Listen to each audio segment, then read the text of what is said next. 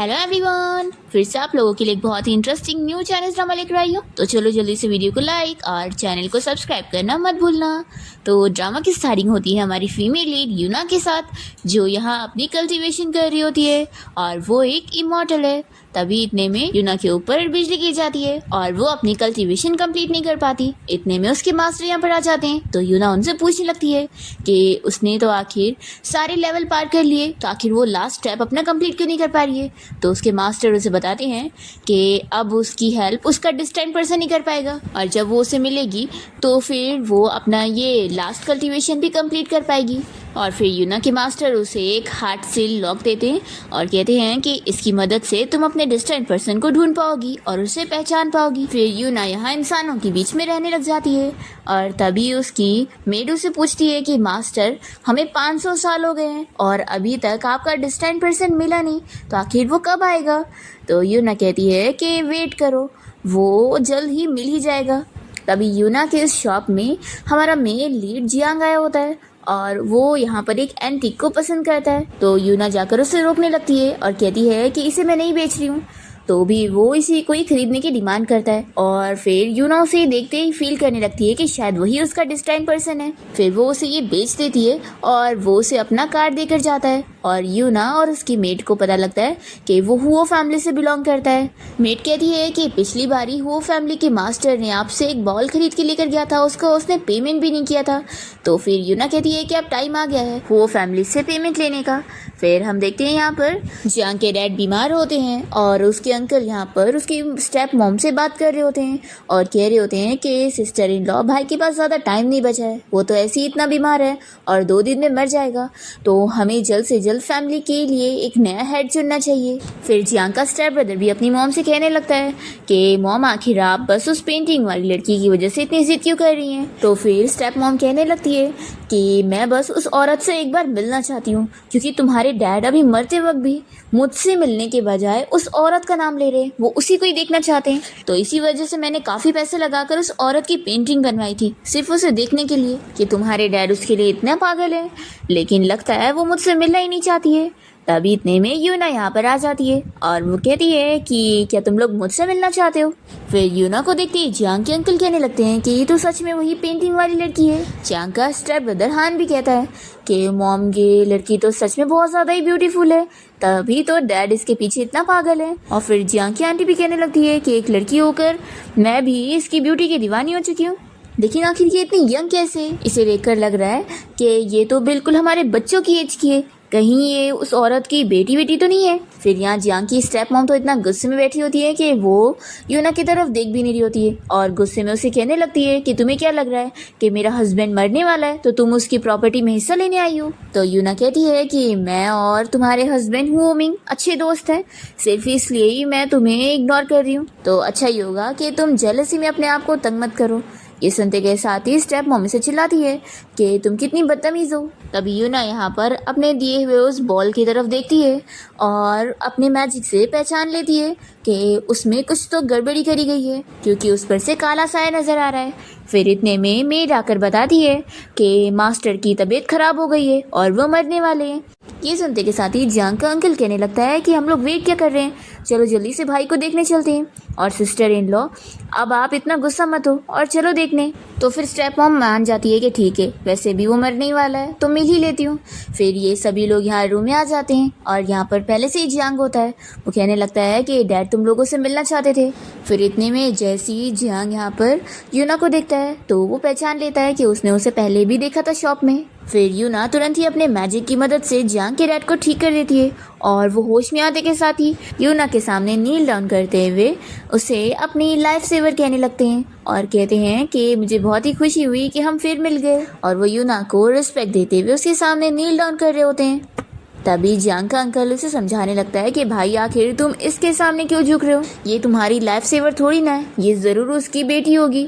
तो फिर जियांग के डैड चिल्लाते हैं कि तुम पागल हो, ये वही है। और फिर जियांग के डैड मिस्टर हुओ मिंग यूना से कहने लगते हैं कि इतने साल हो गए और मैं आपकी अच्छाई अभी भी भूला नहीं हूँ और आपकी वजह से आज मेरी फैमिली इतनी ज़्यादा अमीर है। तो आप बताओ आपको क्या रिवॉर्ड चाहिए? आपने कहा था कि आप मुझसे बाद में रिवॉर्ड लेंगी। तो यूना कहती है कि मुझे तुम्हारी फैमिली के साथ कॉन्ट्रैक्ट मैरिज करना है। ये सुनते के साथ ही मिस्टर वो मिंग तो बहुत ज़्यादा खुश हो जाते हैं और कहते हैं कि ये तो हमारी फैमिली की खुश नसीबी होगी। फिर वो यूना को बताने लगते हैं कि मेरे फैमिली के सारे मेंबर यहाँ प्रेजेंट है, तो आप ही बताओ आपको किससे शादी करनी है? मैं उसकी शादी आपसे करवा दूंगा और उसे मेरी फैमिली का हेड भी बना दूंगा। ये सुनते के साथ ही सारे लोग शॉक रह जाते हैं। स्टेप मॉम उन्हें चिल्लाने लगती है कि तुम पूरे पागल हो चुके हो, इस औरत के कहने पर कुछ भी डिसीजन ले रहे हो। अंकल भी कहने लगते हैं कि भाई ये सही नहीं है, इतना बड़ा डिसीजन आपको ऐसे नहीं लेना चाहिए। तो जियांग के डैड तो कह देते हैं कि तुम लोग सब जन चुप हो जाओ, यहाँ पर तुम्हारी मर्जी नहीं चलेगी। फिर यूना यहाँ पर सभी की तरफ देखने लग जाती है। स्टेप ब्रदर हान तो यहाँ पर बड़े अच्छे पोज मार रहा होता है ताकि यूना उसे पसंद करे, पर यूना तो यहाँ पर जियांग को चुन लेती है और कहती है कि मुझे इससे शादी करनी है। वो तो शौक रह जाता है और कहता है कि मेरे से। फिर अंकल तुरंत ही उसे बताने लगता है कि मिस यूना आप जानती नहीं है कि ये पैरालाइज्ड है, 3 साल पहले इसका कार एक्सीडेंट हो गया था और तब से ये ऐसे ही बीमार रहता है और हर दिन व्हील चेयर पर बैठा रहता है। फिर हान भी कहने लगता है कि आखिर तुमने इस जैसे डिसेबल बंदे को क्यों चुनी हो? इस फैमिली का हेड मैं हूँ और फैमिली का हेड भी मैं ही बनूंगा। तभी डैड उसे चिल्लाते हैं। तो फिर स्टेप मॉम बीच में बोलने लगती है तो डैड उसे भी चिल्लाते हैं और यूना से कहते हैं कि आप इमॉर्टल हो, आप जो बोलोगी मैं वही मानने वाला हूँ। अब आपने मेरे बेटे जियांग को चुना है तो मैं आपकी शादी उससे करवाऊंगा और साथ ही अपनी फैमिली का हेड भी उसे बना दूंगा। और ऐसा बोलकर मिस्टर हुओ मिंग अपनी फैमिली की ये हेड वाली रिंग उतार कर यूना को दे देते हैं। फिर ये देखकर इनके भाई यानी कि जियांग के अंकल को बहुत ज़्यादा गुस्सा आ जाती है कि मैं इसके साथ इतने टाइम से नौकरों की तरह रह रहा था, ये उम्मीद में कि एक दिन फैमिली का हेड मैं बन जाऊंगा, पर इसने तो एक ऐरी गैरी लड़की को इतनी पावर दे दिया कि उसके कहने पर अपने इस डिसेबल बेटी को हेड बना दिया है। फिर यूनान से कहती है कि अब मेरी शादी तुम्हारे बेटे के साथ होने जा रही है तो मेरा तुम्हारी फैमिली के साथ कनेक्शन बन गया है, इसलिए अब तुम बेफिक्र होकर इस दुनिया से जा सकते हो, मैं तुम्हारी फैमिली का ख्याल रख लूंगी। फिर ये सुनते के साथ ही मिस्टर होमिंग खुश हो जाते हैं और जैसे ही वो उसके सामने अपना सर झुकाते हैं तो फिर वो मर जाते हैं और ये देखकर सभी उनकी फिक्र करने लगते हैं। पर स्टेप मॉम को तो बहुत ही गुस्सा आ रही होती है। इसके बाद हम देखते हैं कि जियांग का असिस्टेंट उसे बता रहा होता है कि मिस यूना के घर पे सारी ब्राइड प्राइस जा चुकी है। तभी जियांग इस बारे में सोचने लगता है कि पता नहीं आखिर मिस यूना ने मुझसे शादी करने के लिए क्यों चुनी है, लेकिन जो भी हो वो बहुत ही पावरफुल है तो मैं उसका यूज़ करके अपनी वो फैमिली से बदला ले सकता हूँ। फिर ये अपने असिस्टेंट से कहता है कि जो भी महंगी ब्राइड प्राइस यहाँ से मिस यूना के यहाँ जा रही है इस बारे में मेरी सेकेंड आंटी को बता दो। और वो ऐसा जानबूझ के कर रहा होता है और मन में सोच रहा होता है कि मेरी आंटी बहुत ही ज़्यादा पैसों की लालची है, तो जब उन्हें इस बारे में पता चलेगा तो वो प्रॉब्लम क्रिएट करने पहुँच जाएगी। फिर हम देखते हैं कि जियांग यहाँ यूना के घर पर पहले से ही ब्राइड प्राइस देने के लिए आया होता है और तभी यहाँ पर उसकी आंटी पहुँच जाती है और वो सोचने लगती है कि जियांग के डैड के दोनों ही बेटे किसी काम के नहीं थे और उनमें से एक तो डिसेबल भी था, तो फैमिली की हेड की पोजीशन उसके हस्बैंड को मिलनी थी यानी कि जियांग के अंकल को, पर इस लड़की के आने की वजह से सब खराब हो गया। फिर आंटी यूना से कहने लगती है कि तुम ये सारी डाउरी मुझे दे दो संभालने के लिए, क्योंकि आखिरकार तुम मेरी फैमिली में आ रही हो। तो फिर जियांग कहने लगता है कि आंटी अभी मेरी और मिस यूना की शादी भी नहीं हुई है तो आप ये कैसे ले सकती हैं। तो फिर वो कहने लगती है कि तुम बीच में मत बोलो, तुम बस एक डिसेबल हो और कुछ भी नहीं, और तुम्हारे पास तो पता नहीं कितना टाइम बचा होगा जीने के लिए। तो जियांग कहता है कि आपको इसकी फ़िक्र करने की ज़रूरत नहीं, आप पहले अपनी खुद की फ़िक्र करो कि आपको अंकल को एक बच्चा तो देना ही चाहिए, नहीं तो फिर अंकल का तो कोई सक्सेसर ही नहीं रहेगा। ये सुनते के साथ ही आंटी को गुस्सा आती है और वो जियांग के ऊपर हाथ उठाने जाती है। तो यूनान से कहती है कि तुम करना क्या चाहती हो। तो फिर आंटी कहने लगती है कि मैं इस नाजायज़ लड़के को सबक सिखाने आई हूँ। तो फिर यूना उन्हें चिल्लाती है कि आपकी हिम्मत भी कैसे हुई मेरे हस्बैंड की मेरे सामने डिसरिस्पेक्ट करने के लिए। तो भी आंटी मान नहीं रही होती है और वो यूना को भी बातें सुनाने लगती है। तो यूना की मेड सीधा इसे थप्पड़ लगाती है। तो फिर आंटी तो और गुस्सा हो जाती है और अपने गार्ड्स को ऑर्डर देने लगती है कि अभी ये सारी डाउरी उठाकर वो फैमिली लेके चलो। तो मेड तुरंत ही रोकने लगती है कि तुम मेरी मास्टर की चीज़ें को हाथ नहीं लगा सकती। तो भी आंटी मान नहीं रही होती है और कहने लगती है कि जियांग के डैड तो अब मर चुके हैं तो अब वो ही नहीं है तो उसे कौन ही सपोर्ट करेगा और वो अपनी मर्जी की चीज़ें करेंगी। तभी गार्ड से इसे पकड़ लेते हैं और यूना फिर इसके ऊपर मैजिक करती है और वो कह देती है कि वो दोबारा से ये सारी चीज़ों में बिल्कुल ना पड़े, क्योंकि उसकी कोई नहीं सुनने वाला है, तो उसे मास्टर बनने की ज़रूरत नहीं है। फिर वो इसकी मैजिक में आ जाती है और तुरंत यहाँ से चली जाती है। फिर यूना जियांग से इस बारे में पूछती है कि तुम अपनी वो फैमिली का हेड बनना चाहते हो या नहीं, तो वो हाँ कहता है। तो यूना कहती है कि फिर तुम तैयार हो, क्योंकि मैं तुम्हें प्रोटेक्ट करने वाली हूँ और मैं किसी को भी तुम्हें बुली करने नहीं दूंगी। और फिर यूना जियांग से उसके पैर के बारे में पूछती है, तो बताता है कि 3 साल हो गए और अब ये किसी काम के नहीं रहे, ये कभी ठीक नहीं हो पाएंगे। फिर यूना तुरंत ही अपने मैजिक पावर की मदद से उसके पैर को देखते हुए पता लगा लेती है और कहती है कि ऐसा नहीं है कि तुम्हारे पैर ठीक नहीं हो सकते, बल्कि कोई चाहता ही नहीं है कि तुम्हारे पैर ठीक हो, लेकिन अभी ये सही टाइम नहीं है, सही वक्त आने पर मैं तुम्हारे पैर ठीक कर दूंगी। तो कहता है कि ठीक है, मैं तुम्हारी सुनूंगा। और फिर जियांग भी यूना को इस बारे में बताता है कि उन लोग की शादी वाले दिन ही उसके डैड का फ्यूनरल होने वाला है, तो शादी की सेरेमनी बहुत ही ज़्यादा सिंपल रहेगी।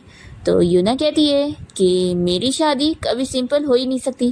फिर वेडिंग वाला दिन आ जाता है और सभी मेड और सर्वेंट काम कर रहे होते हैं और आपस में बातें कर रहे होते हैं कि कितनी अजीब कहानी चल रही है, वेडिंग और फ्यूनरल कौन आखिर सेम दिन पे रखता है। तो फिर दूसरी मेड कहने लगती है कि ऑफ कोर्स ये मैडम का ऑर्डर है, तो मैडम के ऑर्डर को कौन ही मना कर सकता है। तो दूसरी मेड कहती है कि लेकिन अब तो मिस्टर जियांग फैमिली के हेड बन चुके हैं, तो फिर मिस्टर जियांग फैमिली के हेड बन चुके हैं तो उनकी चलनी चाहिए ना।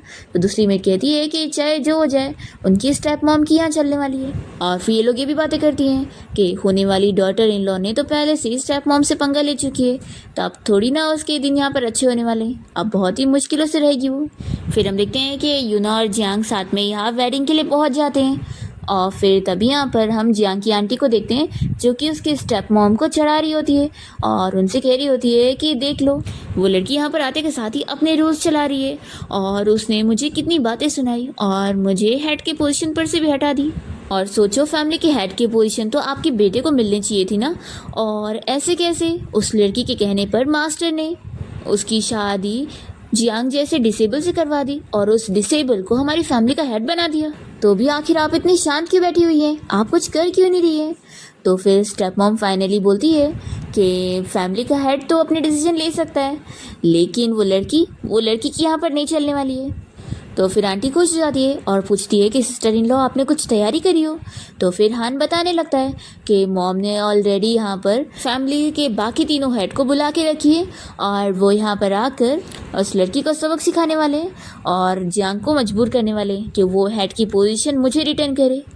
तभी यहाँ पर यूना पहुंच जाती है और वो जियांग की साइड लेते हुए उसके स्टेप ब्रदर हान को बातें सुनाने लगती है और कहती है कि वो फैमिली का बड़ा बेटा है तो उसके पास सारा राइट है और वो खुद नाजायज़ बेटा होकर ऐसी बातें यहाँ पर कैसे कर सकता है। तो आंटी भी कहने लगती है कि तुम अपने आप को समझती क्या हो जो इतनी लेट आई हो, ऐसे लेट आई हो जैसे यहाँ पर बहुत ही महान हो तुम। फिर स्टेप मॉम कहती है कि अच्छा, लड़ाई झगड़ा बंद करो, मैं एक चीज़ क्लियर कर दूँ कि ये शादी बहुत ही ज़्यादा सिंपल होने वाली है और हमारी तरफ से तुम्हें कुछ भी नहीं मिलने वाला है। तभी मेड्स यहाँ पर यूना का ही मजाक उड़ा रही होती है कि ये लड़की अपने आप को समझती क्या है, मैडम ने इसे बहुत ही अच्छा मजा चखाई है कि इसका कोई लेवल नहीं यहाँ पर।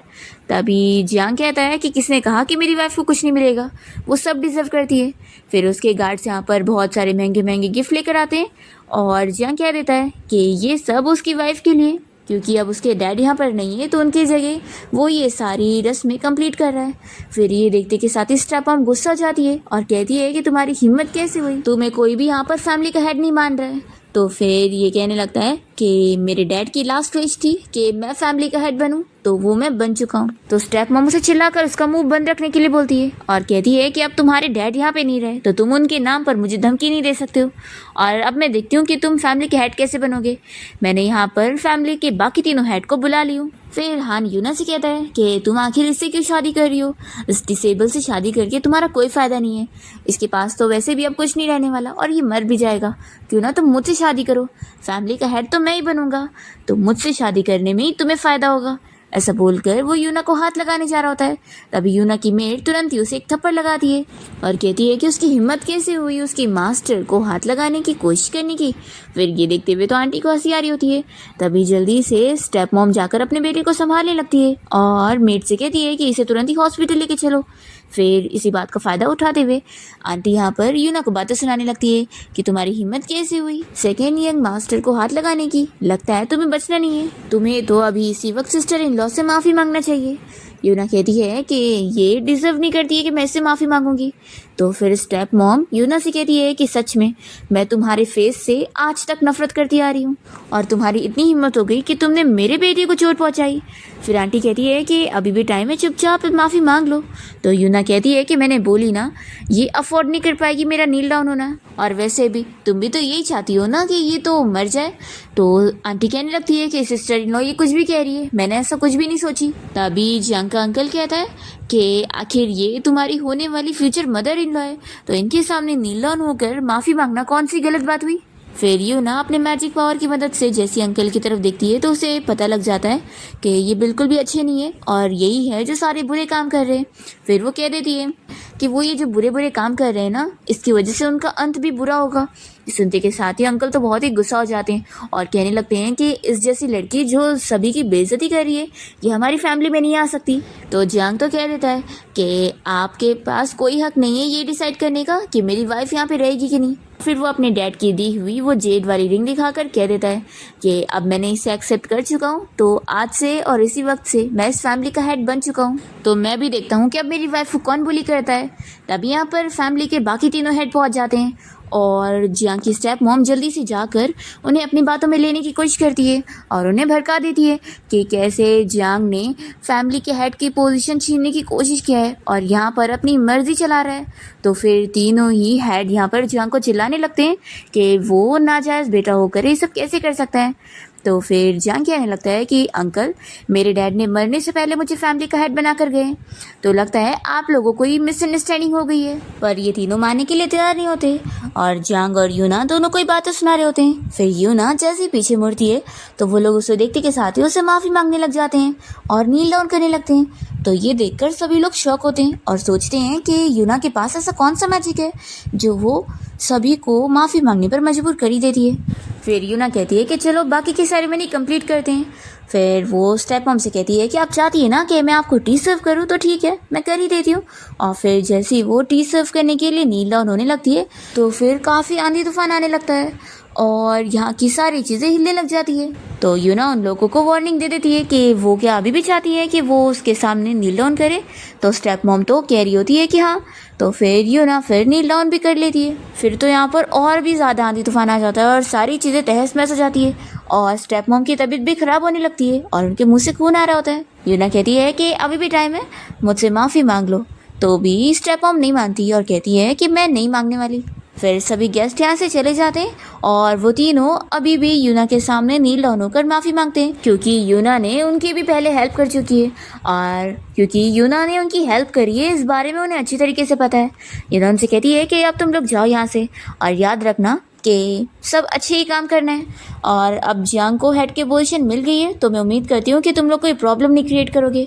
तो वो लोग तो चुपचाप से हाँ बोलकर चले जाते हैं। तभी जियांग यूना को ये सब करते हुए देख रहा होता है और वो सोच रहा होता है कि उसने उसे पहली बार देखते के साथ ही समझ गया था कि वो कोई ऑर्डिनरी पर्सन नहीं है।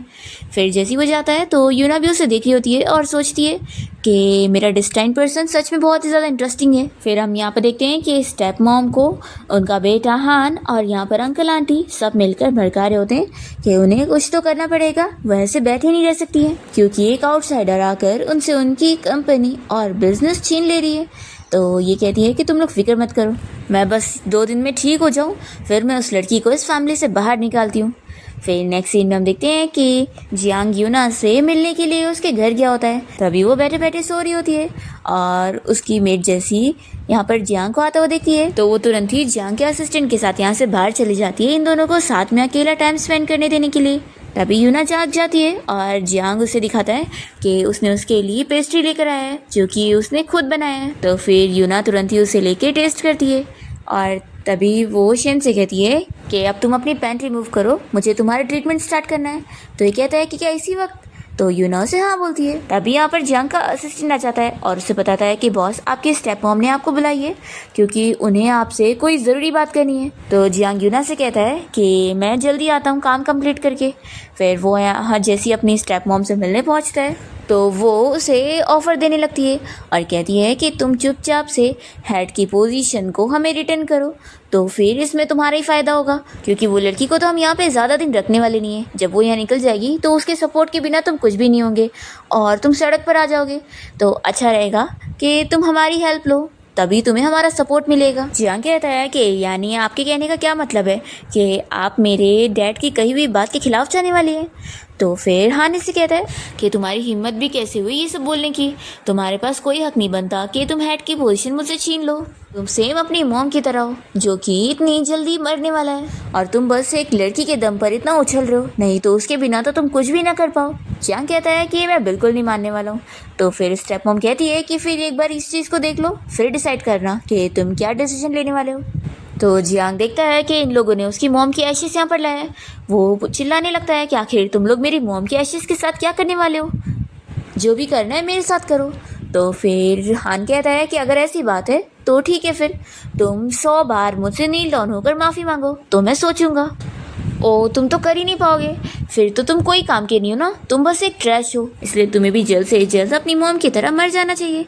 तभी इतने में यहाँ पर क्यों ना आ जाती है और कहती है कि लास्ट टाइम लगता है तुमने अच्छे से सबक नहीं सीखे और तुम चाहते हो मैं तुम्हें अच्छे से सबक सिखाऊं। तो स्टेप मॉम चिल्लाती है कि तुम्हारी इतनी हिम्मत कैसे हुई, उस दिन तो मैं केयरलेस थी लेकिन आज नहीं, आज मैं सब कुछ तैयारी के साथ आई हूँ।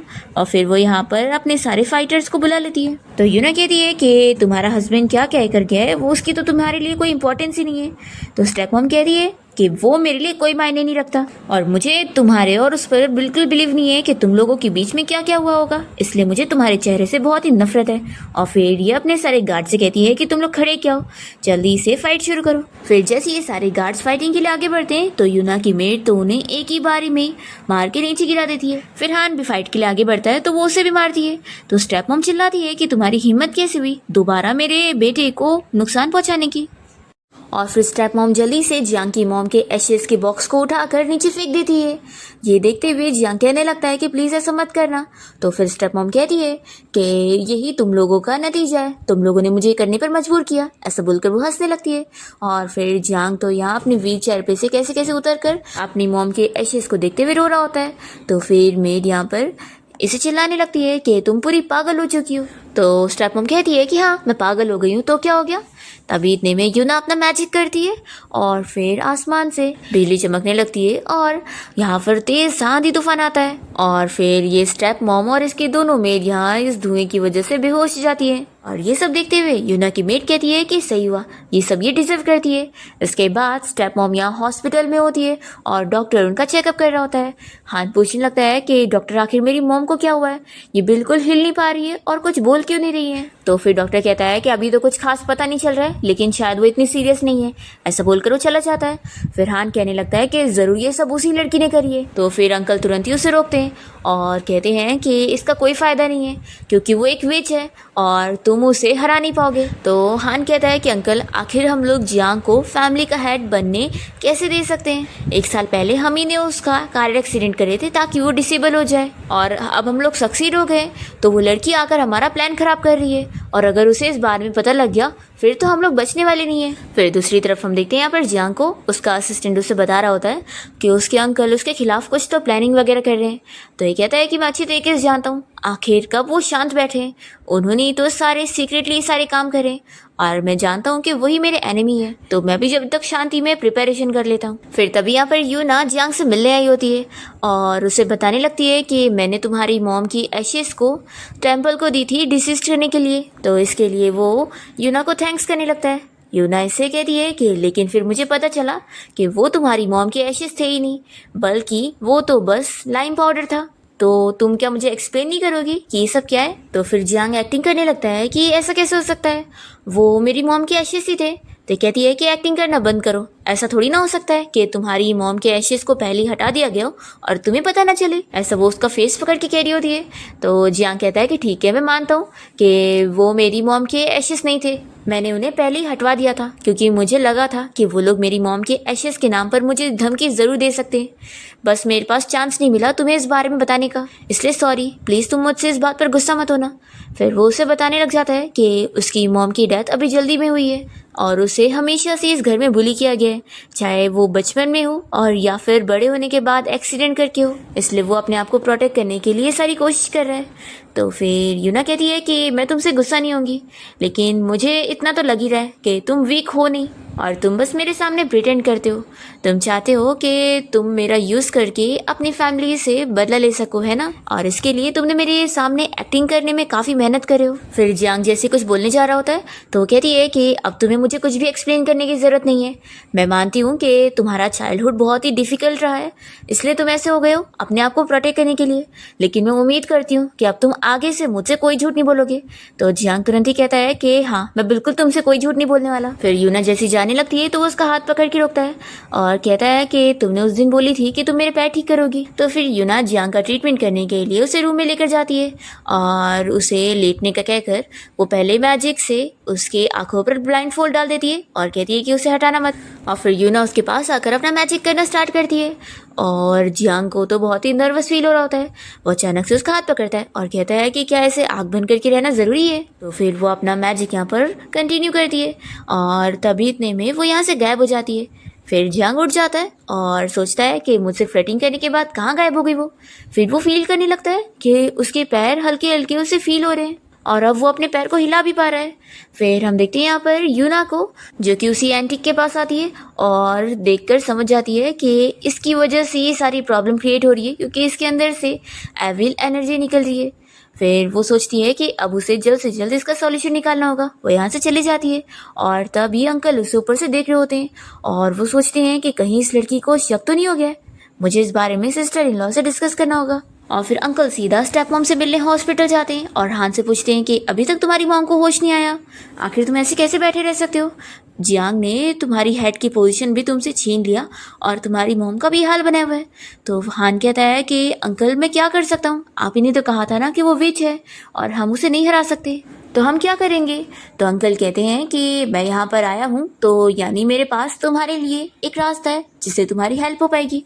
तो फिर ये पूछता है कि अंकल कैसे रास्ता? तो अंकल बताते हैं कि तुम्हें बाई फैमिली पता है ना वो कितनी ज़्यादा पावरफुल है और मिस्टर बाई तो बहुत ज़्यादा फेमस मास्टर है, उनके पास बहुत सारी पावर है, तो हम उनकी हेल्प ले सकते हैं उस विच को सबक सिखाने में। हान को ये आइडिया पसंद आता है और वो पूछता है कि हम मिस्टर बाई की हेल्प कैसे लेंगे?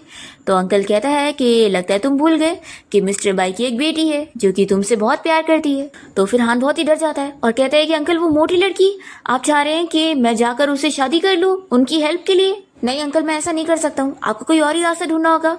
तो फिर अंकल कहते हैं कि सच बताओ तुम मिस बाई को लाइक करते हो ना? ऐसा वो बोलकर उसके बैग के पीछे हाथ लगाते हैं और उसके ऊपर मैजिक कर देते हैं। फिर हान पोजेस्ड हो जाता है और वो जैसा अंकल कहते हैं वो ही बोलने लगता है और उनकी बात मान लेता है। और फिर हान सीधा मिस्टर बाई के घर जाता है और उनसे कहता है कि आपकी बेटी बाइन कहाँ पर है, मैं उससे शादी करना चाहता हूँ। ये सुनकर अंकल शॉक होते हैं और सोचते हैं कि आखिर ये लड़का जो मेरी बेटी को इतने टाइम से अवॉइड करता था ये ऐसा क्यों कह रहा है कि ये उसे शादी करना चाहता है, कुछ तो गड़बड़ है। फिर वो यहाँ पर अपनी बेटी को बुलाते हैं। जैसे ही उनकी बेटी यहाँ पर आती है तो वो तो हान को देखकर बड़ी खुश हो जाती है और वो तुरंत ही कहती है कि डैड मुझे इससे शादी करनी है और अब तो ये खुद यहाँ पर आया है तो आप इसे मना नहीं कर सकते। डैड उसे समझाने लगते हैं कि कुछ तो गड़बड़ हो सकती है, अचानक से ये क्यों आ गया है? तो भी वो कहती है कि नहीं डैड मुझे इससे ही शादी करनी है और वो उन्हें पकड़ पकड़ के जिद करे जा रही होती है। तो फिर इसके डैड हार मान लेते हैं और कहते हैं कि ठीक है फिर जैसी तुम्हारी मर्जी। फिर लड़की तो बहुत ही खुश हो जाती है और हान को हक करके कहती है कि अब तुम मेरे हो। दूसरी तरफ हम जियांग और यूना को देखते हैं जो कि बाकी तीनों हेड के साथ मिलकर यहाँ पर रिचुअल कर रहे होते हैं फैमिली का हेड बनाने की। और तभी यहाँ पर हान मिस्टर बाई और उनकी बेटी को लेकर पहुंच जाता है और फिर मिस्टर बाई यहाँ पर जियांग से कहने लगते हैं कि तुम ही वो नाजायज लड़की हो ना जिसने मेरी सन इन लॉ की पोजीशन उसे छीना है। तो जियांग का असिस्टेंट उसकी साइड लेते हुए कहने लगता है कि मेरे मास्टर को ये पोजीशन उनके डैड ने दी है, तो आप होते कौन हो बीच में इंटरफेयर करने वाले? तो मिस्टर बाई से चिल्लाता है कि जब बड़े बात कर रहे हो तो सर्वेंट को बीच में नहीं आना चाहिए। तो फिर वो अपने गार्ड्स को ऑर्डर देने लगते हैं कि इसे थप्पड़ मार कर रूल सिखाओ। तभी जियांग चिल्लाता है कि आपकी इतनी हिम्मत, ये हुओ फैमिली की जगह, तो यहाँ पर क्या कोई भी कैट और डॉग आकर अपनी मर्जी चलाएंगे। तो हानि से चिल्लाता है कि ये मेरे फादर इन लॉ है और तुम जानते नहीं हो ये कितने पावरफुल है, तुम इनसे ऐसे बदतमीजी नहीं कर सकते। और हान तो जियांग से कह देता है कि अब तुम चुपचाप से फैमिली की हेड की पोजीशन से हट जाओ और इसे मुझे दे दो। और फिर मिस्टर बाई की बेटी भी जियांग से कहने लगती है कि तुम जैसा डिसेबल बंदा मेरे हस्बैंड की पोजीशन को छीना हुआ है, अभी इसी वक्त उसे हेड की पोजीशन वापस करो। तो सुनते के साथ ही मेट को गुस्सा आती है कि तुम हमारे मास्टर से ऐसे बात करोगी, और वो उसे सीधा थप्पड़ लगाती है। तो फिर ये लड़की अपने डैड से कहने लगती है कि डैड देख लो, इन्होंने मुझे मारा। तो फिर मिस्टर बाई इन लोग को चिल्लाते हैं कि तुम लोग की इतनी हिम्मत कि तुम लोग मेरी बेटी को मारोगे, अब तुम लोगों को मुझसे माफ़ी भी मांगनी होगी और मेरे सन इन लॉ को हेड की पोजीशन भी देना होगा। पर ये लोग नहीं सुन रहे होते हैं। तो फिर मिस्टर बाई की बेटी उनसे कहने लगती है कि डैडी आपको इनसे मेरा बदला लेना होगा। तो ये कहते हैं कि फिक्र मत करो, मैं अभी तुम्हारा इनसे बदला लेता हूँ। फिर वो अपनी मैजिक पावर यूज़ करना शुरू कर देते हैं और इन लोग के ऊपर अटैक करने की कोशिश करते हैं, पर यूना अपने मैजिक पावर की मदद से उन्हें हरा देती है। तभी हान के ऊपर वो एविल एनर्जी का असर बहुत ज़्यादा बढ़ जाता है और हम देखते हैं कि यहाँ पर मास्टर उस मैडी के ऊपर मैजिक कर रहा होता है, जिसकी वजह से वो पोजेस्ड हुआ है। और फिर हान अपनी मैजिक पावर की मदद से इन लोगों से फाइट करने लगता है, पर मेड इजीली उसे हरा देती है। और वो फिर भी हार नहीं मान रहा होता है। तभी यूना इसकी ये सारी हरकतें देखकर समझ जाती है कि इसके पीछे किसी और की पावर चल रही है और वो मास्टर कर रहा है। फिर ये तुरंत ही अपनी मैजिक पावर का इस्तेमाल करती है और उसे हराती है, और यूना की मैजिक यूज करने की वजह से उस मास्टर को भी यहाँ चोट लग जाती है। और फिर यहाँ पर हान की भी तबीयत खराब हो जाती है और यून अपनी मेट को उस मास्टर को ढूंढने भेजती है जो ये सारी मैजिक पावर कर रहा था। पर जब तक उसकी मेड वहाँ पर पहुँचती है तब तक वो यहाँ अपने मैजिक से गायब हो जाता है। और फिर मेड यहाँ पर आकर यूना को बता देती है कि वो उसे नहीं पकड़ पाई। फिर इतने में मिस्टर बाई की बेटी तो बहुत ही परेशान हो रही होती है कि हान को आखिर क्या हो गया है, उसने उसे क्या कर दिए। तो यूना कहती है कि अब ये बचने नहीं वाला है, तो इसके ऊपर अपना टाइम मत वेस्ट करो। फिर ये लड़की अपने डैड को कहने लगती है, पर वो भी कुछ नहीं कर पाते और वो यूना से माफ़ी मांगते हैं और कहते हैं कि वो तो उनकी भी मास्टर निकली। फिर इसके बाद यूना यहाँ से वापस अपने घर आ जाती है और वो मिस्टर बाई का वही एंटिक देखकर अपनी मेट के साथ मिलकर डिस्कस कर रही होती है कि ये उसने ही उसके मास्टर को दी थी। ये लोग सोचते हैं कि इसके ऊपर जिसने भी मैजिक करा हुआ है वो कोई मिस्टीरियस मास्टर है और उसे इन लोग को ढूंढना होगा। फिर नेक्स्ट सीन में यूना फिर से जियांग के पैर के ऊपर ट्रीटमेंट कर रही होती है और फिर उससे थोड़ा वो प्रैक्टिस करने बोलती है चलने का। तो वो थोड़ा बहुत चलने लग जाता है, पर यूना उसे कहती है कि अब तुम वापस से व्हील चेयर पर ही बैठो क्योंकि ज़्यादा एक्सरसाइज सही नहीं होगी और धीरे धीरे फिर तुम ठीक होंगे। तो वो कहता है कि मैं तो इतने में बहुत ही खुश हूँ और वो यूना को थैंक्स करने लगता है और कहता है कि मैं इससे ज़्यादा तुम्हारे लिए और क्या कर सकता हूँ। यूना कहती है कि कोई बात नहीं, ये मेरे लिए बहुत ही सिंपल था, तो तुम्हें थैंक्स करने की ज़रूरत नहीं है।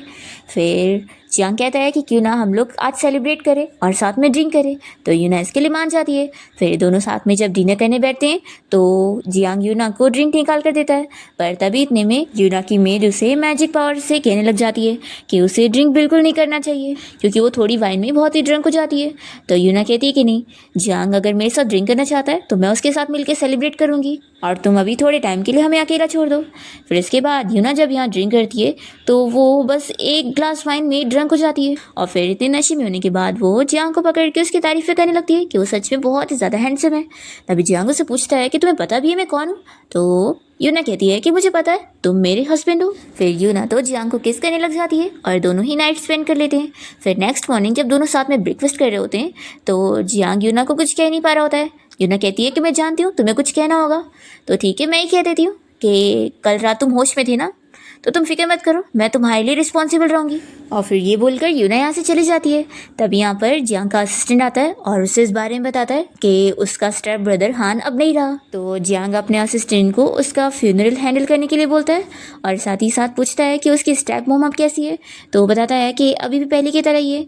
तो फिर असिस्टेंट को जियांग ऑर्डर दे देता है कि उनका भी ख्याल रखना। दूसरी तरफ हम देखते हैं कि जियांग का अंकल यहाँ उसी मिस्टीरियस मास्टर से मिलने गया होता है और उनसे उनकी हेल्थ के बारे में पूछ रहा होता है।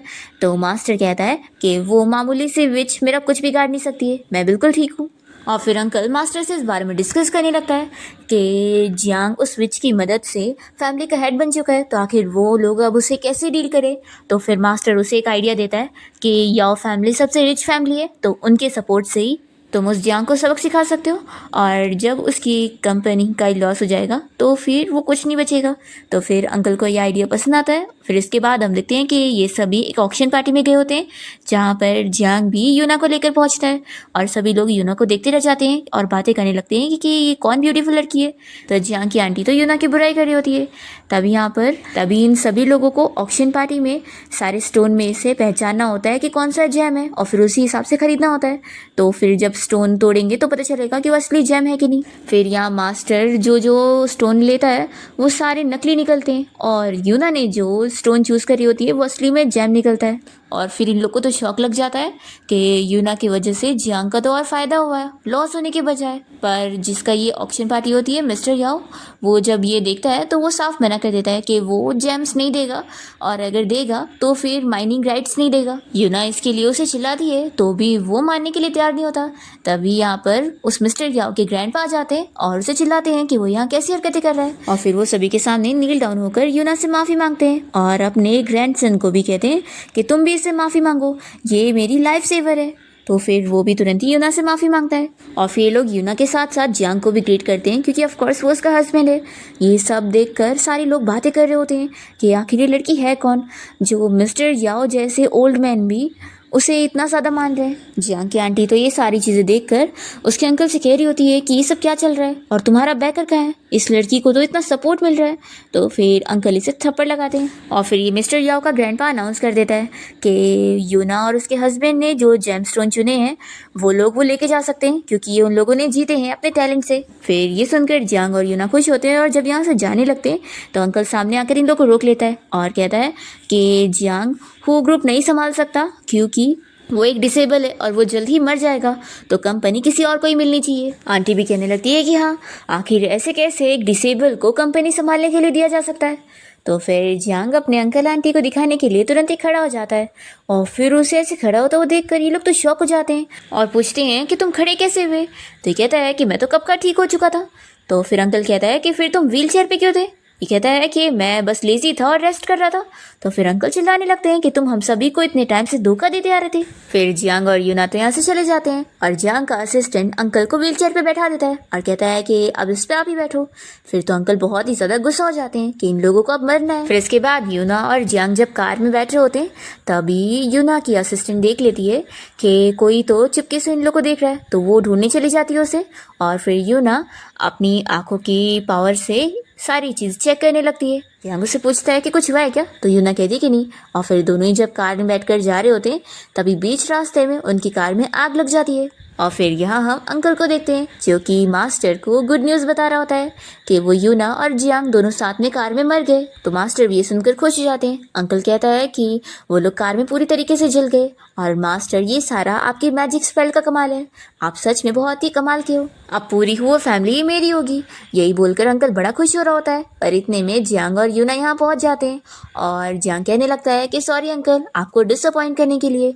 तो फिर इसे देखकर अंकल आंटी तो शॉक हो जाते हैं, और जियांग का अंकल यूना से पूछने लगता है कि आखिर तुम लोग बच कैसे गए। फिर हमें फ्लैशबैक में दिखाते हैं कि जब कार में आग लगने वाली थी, तभी उसी वक्त ही यूना जियांग और उसके असिस्टेंट को लेकर मैजिक से बाहर आ गई थी, और ऐसे वो लोग सेफली बच गए थे। यहाँ पर वो उसे कहती है कि क्या तुम्हें लगता है कि सिर्फ तुम ही मैजिक यूज़ कर सकते हो। तो मास्टर फिर से उसे अपनी मैजिक पावर से मारने जा रहा होता है, पर यूना यहाँ से गायब हो जाती है। तो मास्टर भी उसे ढूंढते हुए गायब हो जाता है, और फिर वो यूना के सामने पहुंच जाता है उसे फाइट करने के लिए, और अपनी मैजिक पावर्स पूरी तरीके से उसके ऊपर इस्तेमाल करने लगता है। पर यूना का तो वो लोग कुछ बिगाड़ नहीं पाते, और यूना बस खड़ी खड़ी अपनी आंखों की पावर्स की मदद से ही उनको सबक सिखा रही होती है। और जियांग के अंकल आंटी उस एविल पावर को झेल नहीं पाते, और वो यहीं पर ही मर जाते हैं। और फिर एक बड़ा सा धमाका होता है जिसमें ये मास्टर भी मर जाता है। पर यूना समझ जाती है कि सिर्फ ये मास्टर ही नहीं है इसके पीछे किसी और का ही हाथ है, जिसके बारे में अभी इन लोग को पता लगाना होगा।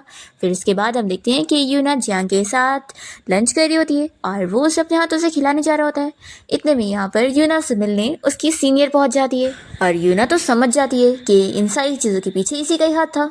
फिर इसकी सीनियर सिस्टर तो बहुत ही अच्छे से इससे बात कर रही होती है और कहती है कि अब मैं यहीं पर ही रुकूंगी। फिर ये सीनियर सिस्टर यहाँ जियांग को अकेले में देखकर उसे सैडिस करने लगती है, पर वो उसे बिल्कुल भी कोई भाव नहीं देता।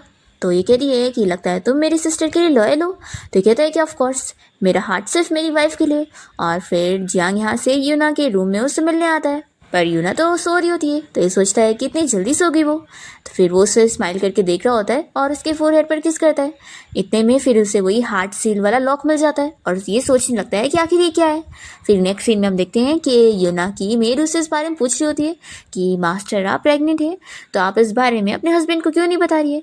तो यूना कहती है कि वो बस एक नॉर्मल इंसान है, तो मैं उसे इन सब के बारे में बताकर कोई भी मुश्किल में नहीं डालना चाहती। फिर यूना अपनी मेड से इस बारे में कह देती है कि उसकी जो सीनियर सिस्टर थी वही इन सारी चीज़ों के पीछे, तो उसके ऊपर वो नज़र रखे। फिर हम देखते हैं कि जियांग यहाँ पर इस बारे में काफ़ी सोचने में लगा होता है कि यूना को क्या हो गया है, वो आजकल उससे बहुत ही दूर रहती है।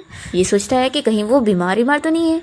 फिर हम देखते हैं कि यहाँ पर वो सीनियर सिस्टर फिर से इसे सैडिस करने पहुंच जाती है, पर जियांग उसे देखते ही समझ जाता है कि वो दोनों का रिश्ता ख़राब करने के पीछे ही पड़ी हुई है। वो उसे बिल्कुल भी कोई भाव नहीं देता है और फिर वो काफ़ी ड्रिंक कर लेता है और यूना के रूम में आ जाता है और इसे कहने लगता है कि मैं चाहता हूँ कि हम दोनों हमेशा साथ रहें, तो हम रहेंगे ना। तो यूना कहती है कि ऑफ कोर्स रहेंगे। फिर जियांग उसे बताने लगता है कि उसने उसके लिए बहुत ही ग्रैंड वेडिंग सेरेमनी रखा हुआ है। जब दोनों की वेडिंग सेरेमनी चल रही होती है तभी बीच में यहाँ पर यूना की वो सीनियर सिस्टर आ जाती है इन लोग की वेडिंग ख़राब करने। फिर सारे गेस्ट तो डर के भाग जाते हैं और तभी ये सीधा एक नाइफ फेंकती है जो कि जियांग को लग जाता है और वो यहाँ मरने लगता है। फिर यूना अपने सीनियर के ऊपर अटैक करती है और वो इसे कहती है कि ये तुम्हारा डिस्टेंट पर्सन था ना, अब ये नहीं बचने वाला है। और फिर जियांग यहाँ पर उस हार्ट सील लॉक को देखता है जिसके ऊपर उसका खून पड़ते ही वो यहाँ बड़ा सा लोटस बन जाता है। उसे देखकर ये कहता है कि अब ये काम कर रहा है।